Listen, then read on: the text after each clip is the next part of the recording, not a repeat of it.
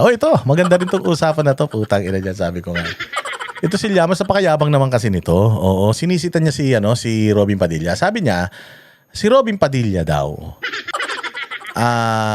mabuti na lang daw, magpasalamat daw tayo kay Robin Padilla. Dahil daw kay Robin Padilla, ano na daw, hindi na daw nanalo yung mga artista nung nakaraang eleksyon. Parang sinasabi niya, na dahil palpak si Robin Padilla, yung mga Pilipino hindi na binoto yung mga artistang katulad niya. Parang minamalit niya yung mga artista eh. Parang sinasabi nito ni Llamas na walang artista na na magaling pagdating sa paggawa ng batas. So 'di ba inatake niya si Robin Padilla, parang sinasabi niya kay Robin Padilla na ang tanga-tanga niyang presidente. Oh, di ba?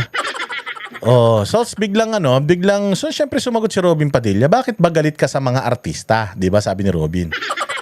Ba't ba galit ka sa artista? Dahil ba yung mga artista gwapo tas ikaw pangit ka? Di ba? Ganoon siya eh.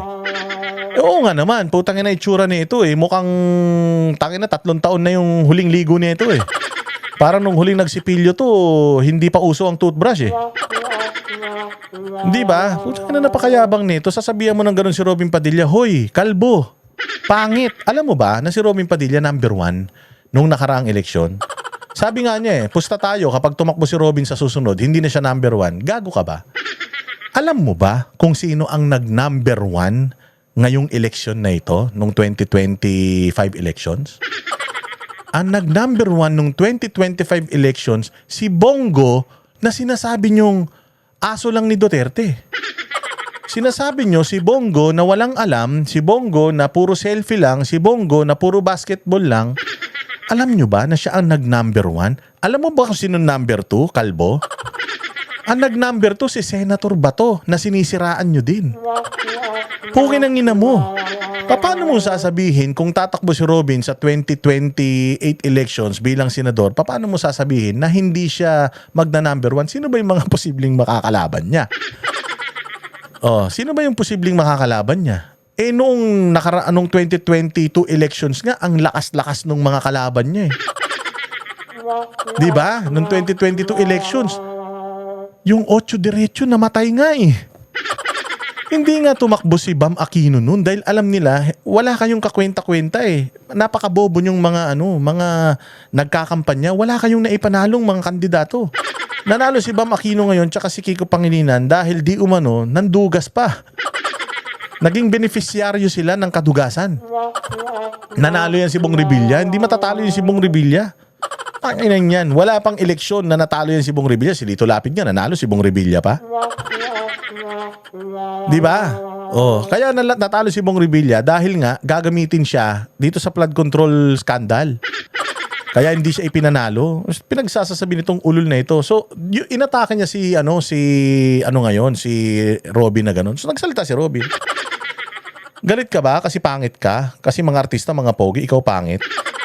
Wala ka nang pwesto sa gobyerno, tas pangit ka pa, bitter ka. O, di ba? Sabi niya, hindi naman daw niya tinitira si Robin sa mga personal. Hindi daw niya tinitira ng personal. Tinitira lang daw niya si Robin sa kanyang stand patungkol sa South China Sea. Gago. Bago pa maging issue yung sa Senado na South China yung Chinese ambassador, nagsalita ka na, tanga. Sinabi nga ni Robin Padilla doon na may budget naman tayo kung binobomba tayo ng tubig, edi bombahin din natin ng tubig, which is sabi nga natin, iyak kayo ng iyak, binobomba tayo, may pera kayo, bakit hindi nyo rin bombahin? Ngayon ang sasabihin nila, pag binomba kasi natin yan, baka i-missile tayo niyan. Gago. So ibig sabihin, iyakin lang kayo. Wala talaga kayong plano na palagan yan. Ba't ang ingay-ingay ninyo? Ayaw nyo palang i-missile tayo, bakit sinisiraan ni Tariela itong presidente ng China? Hindi ba mas nakakatakot yun? Kasi binastos natin yung leader eh. Pag binastos mo yung isang leader ng bansa, parang binastos mo na yung bansa eh. Hindi ba mas nakakatakot yun? So yun lang naman ang sinasabi ni Robin eh. Huwag tayong ganun. Daanin natin sa diplomasya. Hindi dapat sa atin ang gagaling yung mga ganyan. Wala na nga tayong bagsak na nga ekonomiya natin eh. Tapos inaaway pa natin yung mga pwede nating maging makatulong sa atin sa ekonomiya. Laki-laki ng utang natin dyan sa bansa na yan. Tapos inaaway natin. O ngayon, ito si Llamas nagsasalita na hindi naman daw niya tinitira si Robin personal yung statement ng sa South China. Si Gago, yung statement sa South China sinabi mo na hindi mananalo. Wala nang mananalong artista. O kaya walang nanalong artista dahil kay Robin Padilla. Parang sinasabi mo na bobo si Robin, wala siyang nagawa sa Senado. Kaya hindi na bumoto yung mga tao ng mga artista. O ngayon, sumausaw ito si Guanzon. Bakla naman talaga to Bakla naman talaga to si Llamas. Hindi naman talaga mananalo to dito kay Guanzon. Sabi nga ni Guanzon, si Senator Robin Padilla nagpakulong ng ilang taon. Si Llamas umiwas sa kulong. Oo. Tainan to mantakin mo nasa gabinete siya ni Pinoy. Tapos, antindi ng laban ni Ronnie Ricketts noon sa mga pirated CDs, pirated DVD sa OMB. OMB yung yung trabaho ni Ronnie Ricketts noon, pinagtatatadyakan niya lahat ng mga namimirata. Tapos ikaw, taga-gobyerno ka, may bodyguard ka pa, bumibili ka ng pirata. Tangina, ganyang katigas ang mukha mo. Tapos hindi ka nakulong. Ang yabang-yabang mo, sinasabihan mo si Robin Padilla, kriminal si Robin Padilla, ganito. Tapos may kumakalat pa, si Robin Padilla daw, kaibigan ni Joma Sison. Gago, hindi naman dinideny ni Robin yun. Sinasabi naman talaga ni Robin yun, na noon, talagang, makakaliwa siya. Rebelde rin siya noon. NPA din siya noon. Tangin na tong mga to, parang mga gago. Sige, natin. I-play natin tong na to. Si dating COMELEC Commissioner Rowena Guanzon sa pangungutya sa political strategies na si Ronald Llamas. Tinawag na pangit ni Attorney Guanzon si Llamas kasabay ng pagdepensa nito kay Senator Robin. Sabi niya magsipilyo ka ng asin at baking soda, ang itim-itim ng bunganga mo, ang dumi-dumi ng ipin mo, tapos naninita ka ng ibang tao. Tangina mo, tumakbo ka bilang senador, Llamas, para malaman mo kung may nakikinig ba sa yung ulul ka.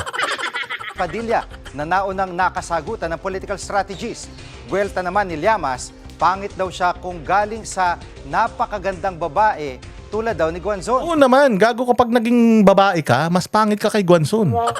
Kung sinasabi mo na hindi maganda itsura ni Guanzon, gago, subukan mo mag-wig. Putang ina mo, mukha kang itlog na may buhok. Tarantado ka ba? Kahit si Guanzon magpakalbo, mas pogi pa si Guanzon sa'yo, tumigil ka. Nagsasasabi nito. Bago nito, sinabi ni Llamas na dapat magpasalamat kay Senator Robin Padilla dahil daw kasi sa kanya, maraming artista ang natalo noong 2025 elections. Di ba? Personal yung atake mo, tapos pag pine-personal ka, nagagalit ka. Gago ka pala Magsuntukan kaya kayo ni Robin Padilla para malaman mo, para wala ka ng sinisipilyong ipin. Total naman, di mo rin naman sinisipilyo yan. Maganda, bungiin ni Robin yan tangin na, masyado nyo minamalit si Robin. Robin, wag ka na magsenador. Tapos putangin na nitong mga to. Pag sasapukin mo nga yung mga yan, tingnan natin kung matatapang talaga yung mga ulul. May ingay lang naman yung mga bunganga niyan, pero wala namang bayag yung mga yan Sinagot yan ng senador. Dapat daw magbago na si Llamas para gumanda ang itsura niya. Belta naman ni Llamas, okay lang maging pangit. Basta hindi pangit ang budhi at traidor sa bansa. Tangina mo ka tinan mo, tinawag kang pangit. Di ngayon, asar na asar ka.